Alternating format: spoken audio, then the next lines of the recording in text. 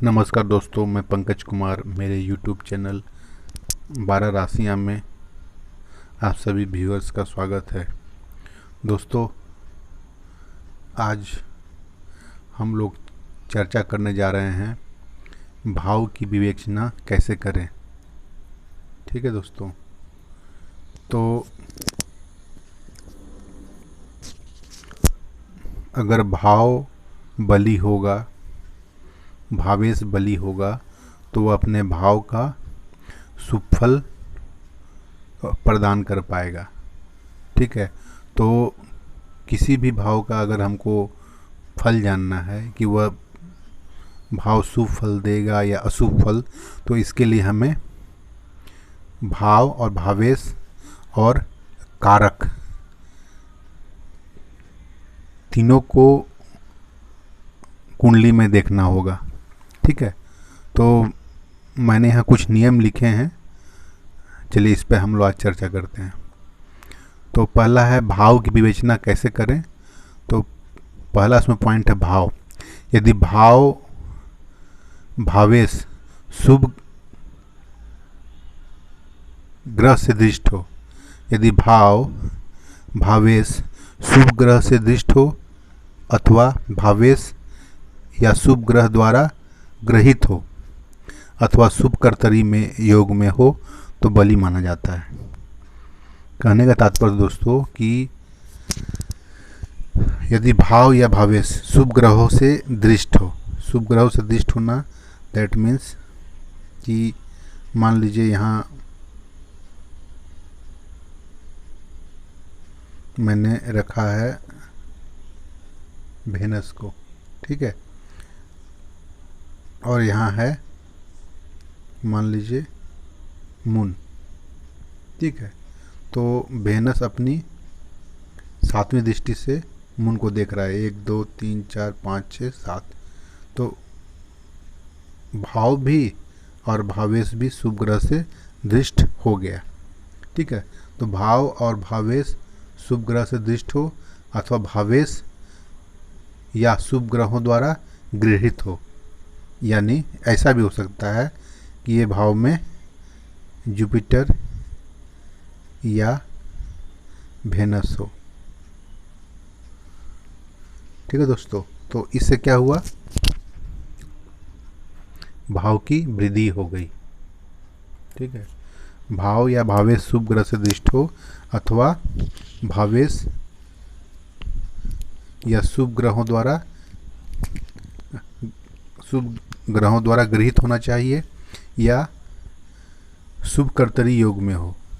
शुभ कर्तरी योग दोस्तों क्या कहा जाता है, जैसे मान लीजिए यहाँ वृश्चिक लग्न की कुंडली है, इसका स्वामी मार्स है। ठीक है, तो या मैं दूसरा एग्जांपल से ले रहा हूँ, मान लीजिए यहाँ जुपिटर है, सॉरी मरकरी है, और इसके आसपास जुपिटर है, वेनस है। तो भाव के आसपास शुभ ग्रह हो गए, या अगर मरकरी यहाँ नहीं भी रहता तो भाव के आसपास अगली राशि पिछली राशि में शुभ ग्रह स्थित है, इसलिए भाव मजबूत हो जाता है। ठीक है, तो भाव उस तरह बली माना जाता है। तो भावेश पर शुभ ग्रह की दृष्टि हो, भाव पर शुभ ग्रह की दृष्टि हो, या फिर भावेश शुभ ग्रह द्वारा ग्रहित हो, यानी उस प्लेस में खुद शुभ ग्रह हो, तो और भाव शुभ कर्तरी में हो, तो भाव की वृद्धि हो जाती है। इसके हम लोग नेगेटिव क्या मानेंगे,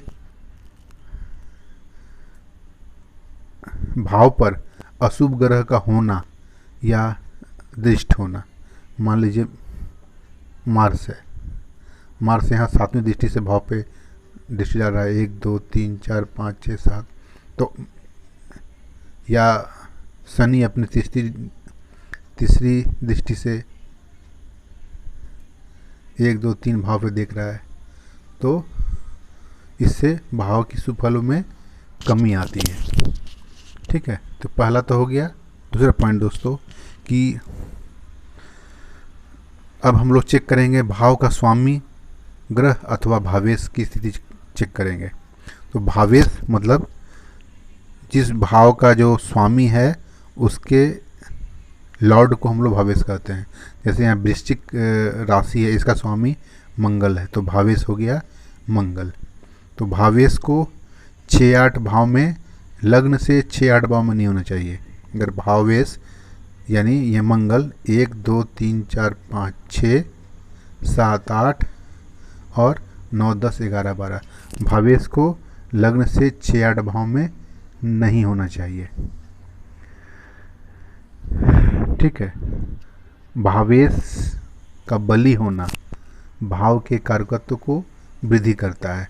भावेश का बली होना दैट मीन्स क्या करना हुआ कि देखिए यहाँ वृश्चिक लग्न की कुंडली में मैंने रखा है मरकरी, और यहाँ से जुपिटर की 7वीं दृष्टि पड़ रही है लग्न पे, 1 2 3 4 5 6 7, तो भाव यहाँ बली हो गया। 2 शुभ संयोग लग्न से बन रहे हैं, तो क्या हुआ, भाव यहाँ बली हो गया। तो उससे क्या होगा, भाव के कारकत्व की वृद्धि होती है। मान लीजिए ये मंगल जो है पंचमेश होता है, यानी पंचम भाव का स्वामी होता है, और यही पोजीशन पंचम भाव में होती, तो फिर भाव या भावेश बली हो जाता। ठीक है। अब अगला है कारक। कारक का भी पोजीशन देखना बहुत ज़रूरी है।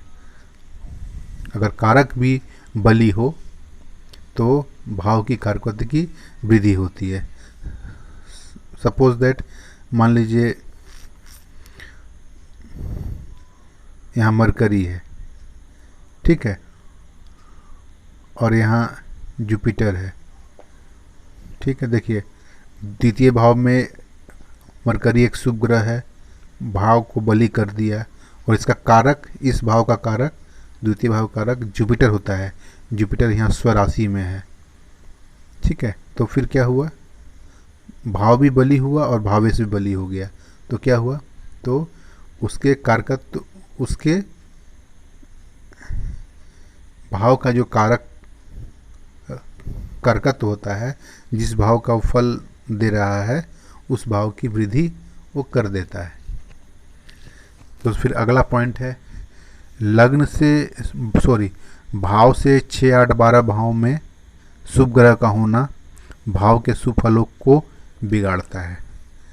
किसी भी भाव से 6 8, 1 2 3 4 5 6 7 8 9 10 11 12, मान लीजिए किसी भी भाव से छठा भाव में अगर मंगल, शनि, राहु जैसे पाप ग्रह हों तो वह भाव के फल को बिगाड़ते हैं। किसी भी भाव से, अगर मान लीजिए पंचम भाव का हमको आकलन करना है तो पंचम से छठा 1 2 3 4 5 6 8वां 7वां 8वां 12वां 8 9 10 11 12, यानी पंचम से छठा, फिर 8वां, फिर 12वां। तो अगर उस भाव से 6 8 12 भाव में अगर क्रूर ग्रह बैठ जाते हैं, पापी ग्रह बैठ जाते हैं, तो उस भाव का सुफल को वह कमी करता है। यह फल दीपिका जैसे क्लासिकल ग्रंथ में कहे गए हैं। अब है दोस्तों लग्नेश की भूमिका क्या है कि लग्नेश कोई भी ग्रह हो, चाहे शुभ हो या पापी हो, हमेशा शुभ फलदायी हो जाता है, और उसकी दृष्टि जिस भाव में पड़ती है, जिस जगह पे वो होता है, जिस भाव में उसकी दृष्टि पड़ती है, उसके सुफलों में वह वृद्धि करता है। ठीक है। लेकिन अगर वो लग्नेश नहीं है, अगर शनि जैसे ग्रह, शनि या मंगल जैसे ग्रह लग्नेश हैं, तो इनकी दृष्टि जिस भाव में पड़ेगी और वो जिस भाव में होंगे उसके फल को वृद्धि करेंगे। लेकिन लग्नेश अगर शनि नहीं हो, और अगर शनि अगर दृष्टि करते हैं तो उस भाव का क्षति जरूर करेंगे। अगर ये कारक ग्रह हैं तो यह स्थिति शुभ होती है। ठीक है। अब विचारणीय भाव का स्वामी जन्म नक्षत्र से 3, 5वें, 7वें, यानी विपत्त तारा, प्रतिहारी तारा और वध तारा में नहीं होना चाहिए।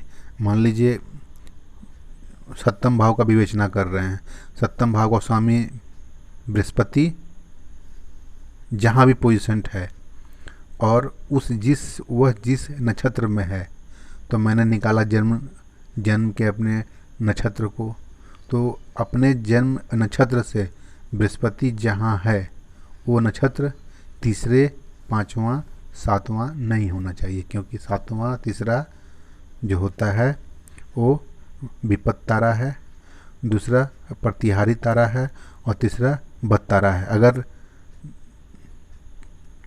अगर तीसरे, पांचवें, सातवें में हो तो वह भाव के कारकत्व को बिगाड़ देता है। अगला पॉइंट है दोस्तों, भावत भावम सिद्धांत का प्रयोग करना चाहिए। भावत भावम सिद्धांत क्या है? अगर माता का हम लोग चर्चा कर रहे हैं तो माता का हाउस है लग्न से चौथा, 1 2 3 4, तो भावत भावम मतलब चौथे से चौथा। माँ का विचार कर रहे हैं तो लग्न से चौथा, तो चौथे से चौथा 1 2 3 4, यानी सातवां भाव भी माँ का भाव हुआ। तो चौथे भाव का स्वामी, उस पर शुभ दृष्टि, शुभ युति, और सातवें भाव का स्वामी, उस पर शुभ दृष्टि, शुभ युति का भी ध्यान रखना चाहिए। ठीक है। अब है चंद्र कुंडली से विवेचना करना चाहिए। जैसे हम लोगों ने, हमको पंचम भाव का फल देखना है, तो लग्न से मैंने पंचम भाव का फल देखा 1 2 3 4 5। अब चंद्र कुंडली से भी पंचम भाव का फल देखेंगे। मान लीजिए हम मून यहाँ बैठा हुआ है, यहाँ से पंचम भाव 1 2 3 4 5 5, यानी लग्न का भी हम लोग फल देखेंगे। यानी लग्न से पंचम भाव और चंद्र कुंडली से भी पंचम भाव से हमें किसी भी भाव का फलित करना चाहिए। ठीक है। मैंने पंचम भाव इसलिए कहा क्योंकि मैं पंचम भाव के बारे में आपको बता रहा हूँ। किसी भी भाव का अगर आपको विश्लेषण करना है तो लग्न से उस भाव को और चंद्र से फिर उसी भाव को करना चाहिए। और दोस्तों आखिरी पॉइंट है डिस्पोजिटर। ठीक है दोस्तों, डिस्पोजिटर का अर्थ हुआ कि ग्रह जिसके राशि में है, मान लीजिए यहाँ सन चंद्र की राशि में है, तो मुझे चंद्र के पोजीशन को देखना होगा। अगर चंद्र स्वराशि का है, उच्च राशि का है, तो यह जुपिटर के फल को बढ़ाएगा। यानी जुपिटर जिस भाव का स्वामी है या जिस चीज़ का कारकत्व है उसके वह फल को बढ़ा देता है। ठीक है। तो डिस्पोजिटर भी उतना ही मतलब इम्पॉर्टेंट फैक्टर है कुंडली के लिए। ठीक है। तो दोस्तों मैंने ये कुछ पॉइंट्स बताई कि जिससे ये हमें पता चले कि हमें भाव की विवेचना कैसी करनी चाहिए। अगर हम भाव का विवेचना करना सीख जाएंगे तो किसी भी भाव का फल निकालना हमारे लिए आसान हो जाएगा। ठीक है। आशा है दोस्तों ये वीडियो आपको पसंद आया है। अगर पसंद आया तो लाइक करें, शेयर करें, सब्सक्राइब करें और बेल आइकन को दबाना न भूलें ताकि मेरा वीडियो का नोटिफिकेशन आप तक पहुंच जाए। ठीक है दोस्तों, मुझे सब्सक्राइब करें। सब्सक्राइब करने से मेरा प्रोत्साहन बढ़ता है। धन्यवाद दोस्तों।